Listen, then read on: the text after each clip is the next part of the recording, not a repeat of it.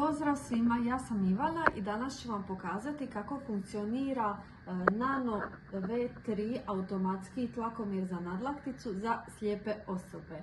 Na prvi pogled ovaj tlakomjer izgleda kao svaki drugi digitalni tlakomjer, ali on u sebi ima ugrađenu govornu jedinicu te pročita sve što se nalazi na ekranu. Sada ću ja pokazati kako on izgleda i kako funkcionira. Uz njega dobijete praktičnu torbicu kako bi on bio na sigurnom i kako bi vam uvijek bio na dohvat ruke, koja se zatvara i otvara uz pomoć patentnog otvarača. On se sastoji kao i svaki drugi digitalni tlakomjer od manžete koja se spaja za uređaj.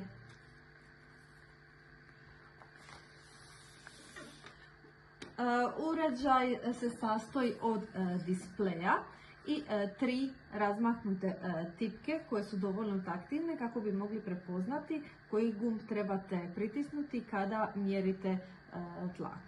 Sa strane se nalazi utor za priključak manžete tlakomjera, a sa stražnje strane je otvor za baterije. Potrebne su vam 4 2A baterije, ali baterije dugo traju, tako kad se potroše vrlo jednostavno se mijenjaju. I sada ću vam pokazati kako to zapravo funkcionira. Prvo trebam na nadlakticu navući njegovu konekciju.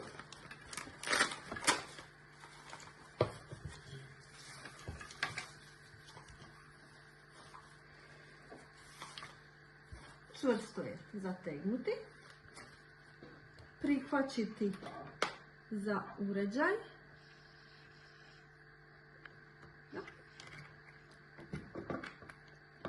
i kada ja njega upalim, pali se uz pomoć srednje tipke. Kada njega upalim, on će meni reći uputstva kako moram stati, jesam li dobro namjestila sve po propisima, i pročitat će mi koliki mi je tlak i na kraju će mi reći je li moj tlak prema smjernicama Svjetske zdravstvene organizacije optimalan, nizak, visok.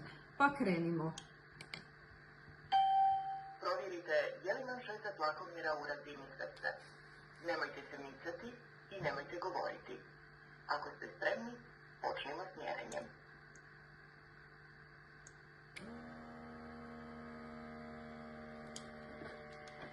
Sistolički krvni tlak 101 mm žive, dijastolički krvni tlak 60 mm žive, srčani puls je 88 otkucaja srca u minuti. Prema smjernicama Svjetske zdravstvene organizacije, vaš krvni tlak je optimalan. Mjerenje je završeno. Hvala vam što ste odvojili vrijeme za mjerenje krvnog tlaka. To je važno za vaše zdravlje.